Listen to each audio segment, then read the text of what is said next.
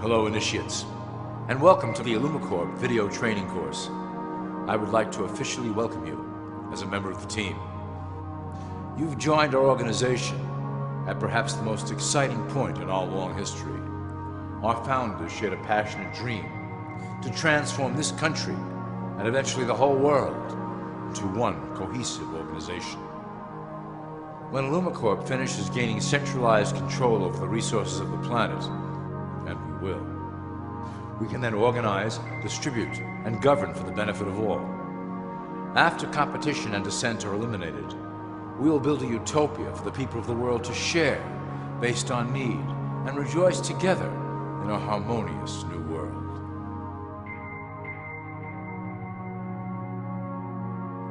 This presentation is designed to enlighten you about our organization's goals and achievements. As your guide, I will help to answer some basic questions you might have about IllumiCorp and familiarize you with the valuable role you will play in helping us reach our prime objective. So please, take a tour with me as we march together towards an exciting new world. All people are aware of class. To them, society is made up of the rich, the middle, and the poor. The one thing that all three classes don't understand is that the pyramid continues upward. There is a detached hidden capstone made up of an elite board of directors who own and manage IllumiCorp. The three classes below, in essence, become the assets and resources of IllumiCorp. IllumiCorp is divided into various administrative branches, but each branch has the same 5 levels in their hierarchy. You will begin at the bottom, in the initiate category. As such, your role will be to make sure that your orders are carried out through the sub-corporations and institutions controlled by IllumiCorp. You will be placed in plain sight, at the head of a company or institution in the public sector, to carry out the plans delivered from above. Remember, your role is very important. You will be the face of IllumiCorp to the outside world. You are our connection to the masses below. Never speak publicly about your orders or your masters. Now let's look at IllumiCorp's 6 administrative branches and their functions. You will be placed in a top position of power among one of the following sectors. In this way, as you are monitored and guided from above, you will decide strategy and introduce programs that further our goals. For that is the secret to IllumiCorp's success. Control the head, and you control the body. This is potentially IllumiCorp's most effective instrument for global control. Through international banking, we manipulate the fate of all countries. We have introduced many institutions, such as the IMF and WTO, that work in our favor to impoverish disobedient nations. Always remember, debt is a powerful weapon against countries that don't share IllumiCorp's vision. Perhaps our greatest achievement in banking is the Federal Reserve System. It is a collection of international banks owned by IllumiCorp members and financiers. It was created to form a centralized banking system through the Federal Reserve Act of 1913, an act that was indeed penned by some of our most esteemed members.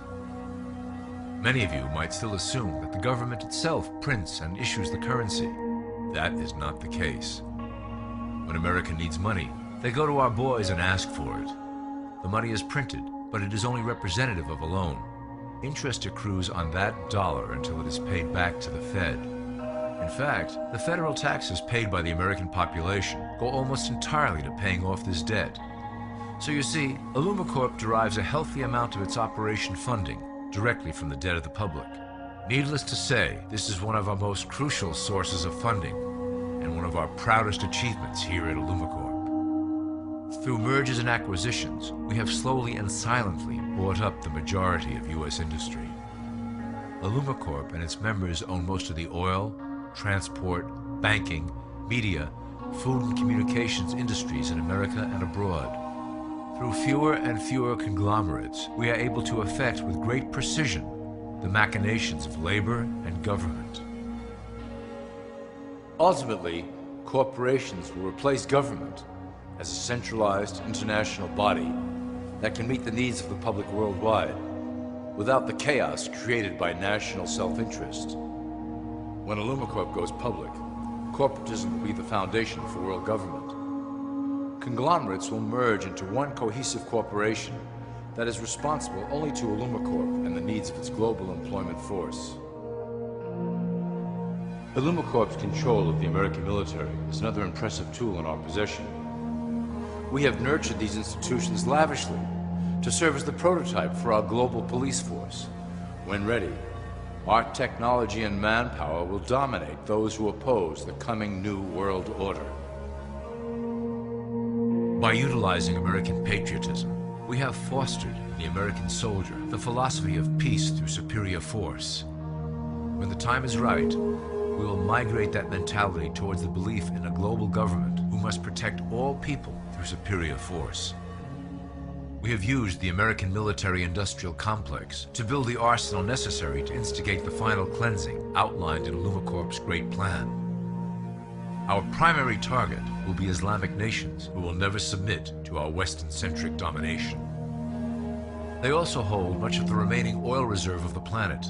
Illumicorp must own that precious resource, as it is crucial in maintaining our domination over the countries of the world. Through Illumicorp's enormous federal funding of the military, we can develop new forms of warfare and population reduction. The public can't imagine what we were in the process of developing. Soon, even the weather will be a weapon under our control. We will be able to create droughts, floods, hurricanes, and even tsunamis with no fingerprints attached.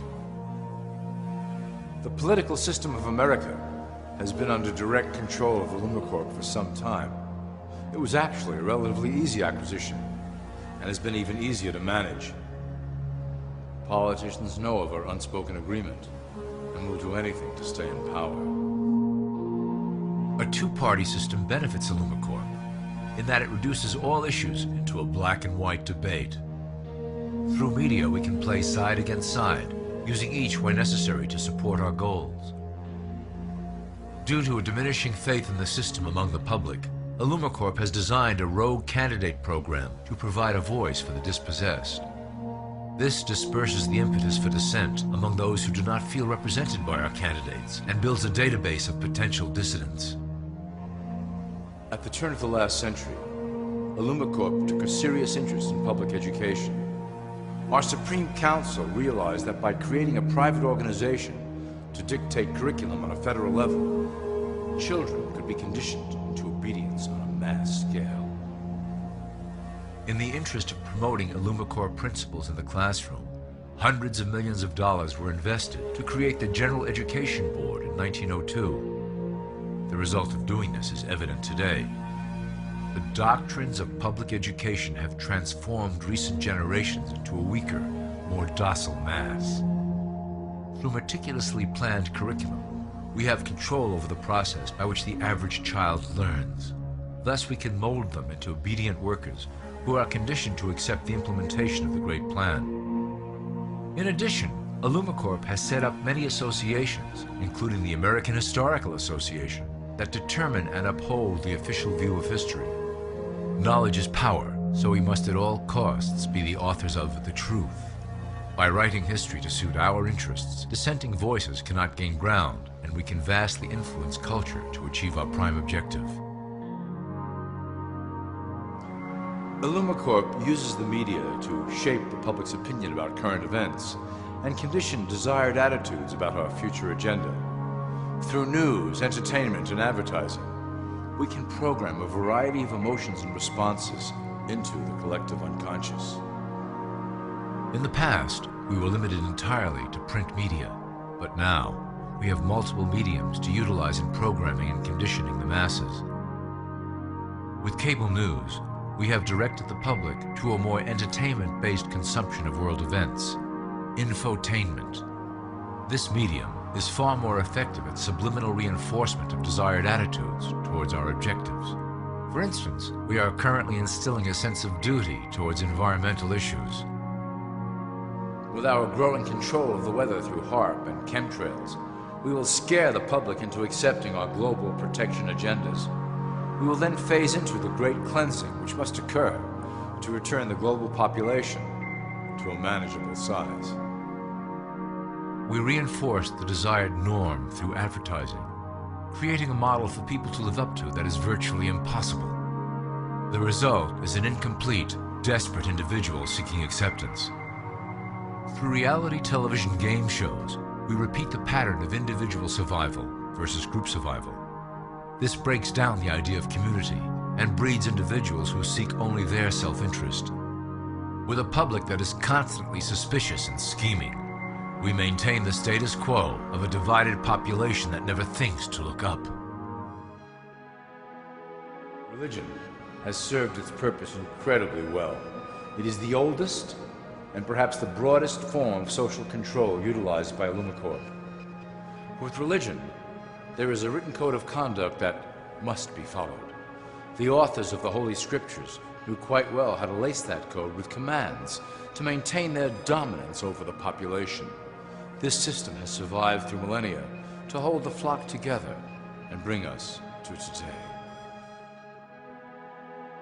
Admittedly, religion is losing its power for control. However, the fanaticism that has arisen due to this decline is particularly helpful to Illumicorp. Our invisible influence in the church has helped bring the Christian fundamentalists out of the background. We control their opinions on current issues through policies designed and written right here at Illumicorp headquarters. They are sent to our ministers, who then preach the Word of God and their interpretations of the Bible to their followers. Their blind faith is used to transform them into willing soldiers to defend our cause during the catastrophes ahead. As the final phase is enacted, we will propagate end-time prophecy to convince them of their convictions. The rise of Islamic fundamentalism works to Illumicorp's advantage as a threat that will demand violent action. In the coming years, planned terrorist attacks will warrant a full-scale retaliation and initiate the final phase of the Great Plan. Christians will support our actions, since they will believe them to be proof of the end times prophesied by Illumicorp's religious leaders.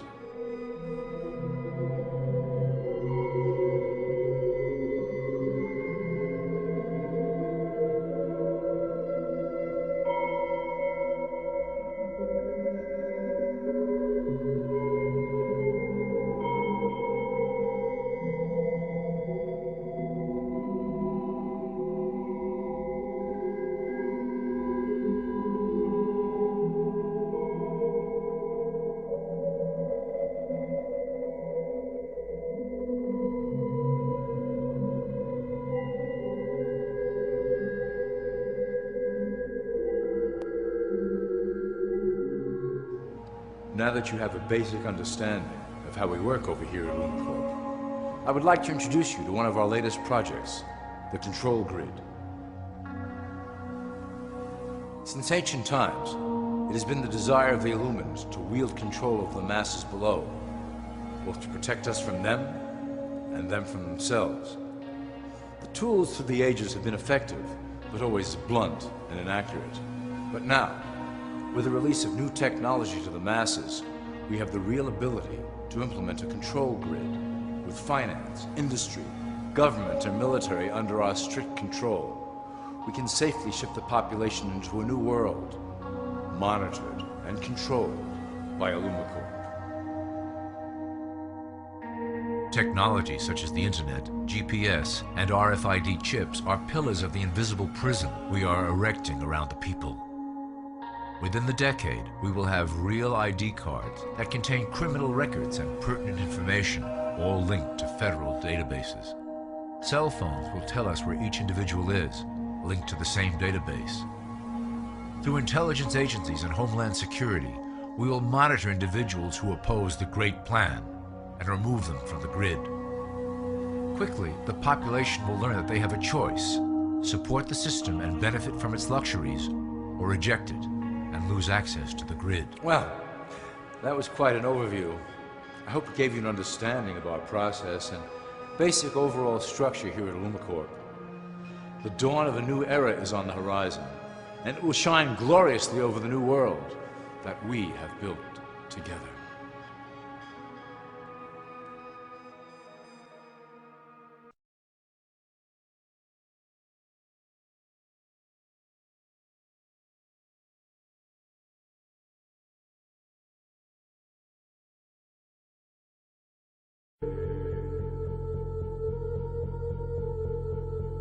many of the United States presidents have blood relations with each other. The Bush lineage has blood ties to a great number of former presidents: George Washington, Millard Fillmore, Franklin Pierce, Abraham Lincoln, Ulysses Grant, Rutherford Hayes, James Garfield, Grover Cleveland, Teddy Roosevelt, William Taft, Calvin Coolidge, Herbert Hoover, Franklin Roosevelt, Richard Nixon, and Gerald Ford. Michael Tessarion points out in his work that Bush is closely related to every European monarch on and off the throne, and has kinship with every member of Britain's royal family. Bush's family tree can be documented as far back as the early 15th century. He has a direct descent from Henry III and from Henry VIII's sister Mary Tudor. He is also descended from Charles II of England. And we also find that George W. Bush is a direct descendant of Godfrey the Bullion. Godfrey was the first king of Jerusalem after he recaptured it from the Saracens, which was the name for the Islamic faith during the Middle Ages. It is interesting to note that the current occupation of the United States in the Middle East was re-established by the same family, George Bush Sr. in 1991, and again by George Bush Jr. in 2003. George Bush Jr. is then found to be a cousin to both opposing candidates of his 2 terms in office, Al Gore and John Kerry. Democratic President Barack Obama also has blood ties with George W. Bush, as well as Gerald Ford, Lyndon Johnson, Harry Truman, James Madison, and the British Prime Minister Sir Winston Churchill. On the opposing side of the 2008 presidential ballot, John McCain is descended from Robert the Bruce, King William I of Scotland, and also Godfrey the Bullion. At West, but one of the things I discovered is that Dick and Barack Obama are 8th cousins.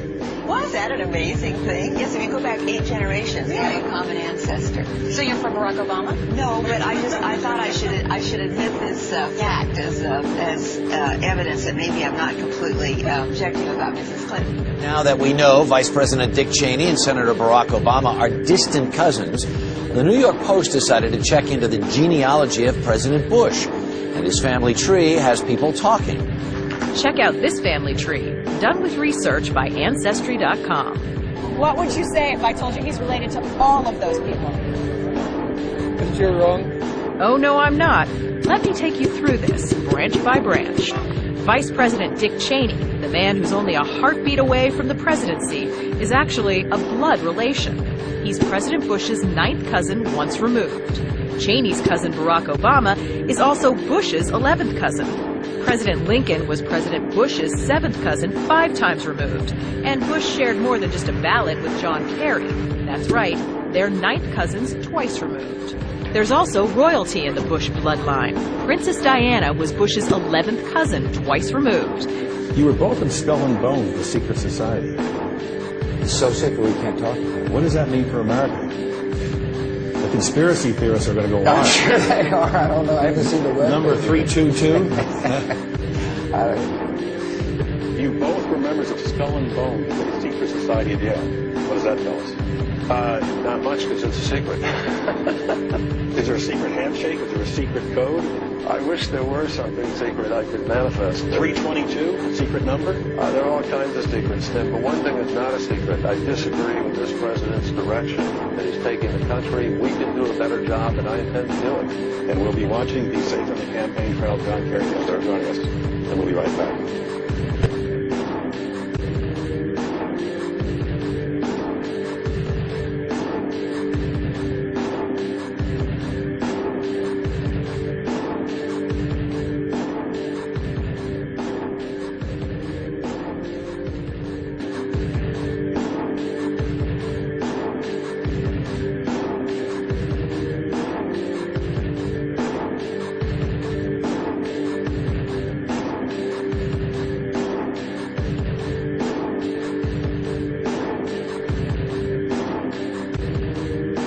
But these oppressive tyrants that are demonized by the masses are no different than us. In fact, they are one with us. In the book The Prophet by Khalil Gibran, he poetically states, I say, as the holy and the righteous cannot rise beyond the highest which is in each of you, so the wicked and the weak cannot fall lower than the lowest which is in you also. Every one of us has the capability to commit the most horrifying sin, or show the most beautiful compassion to our fellow man. This is the very definition of an illness within the psyche and soul of man.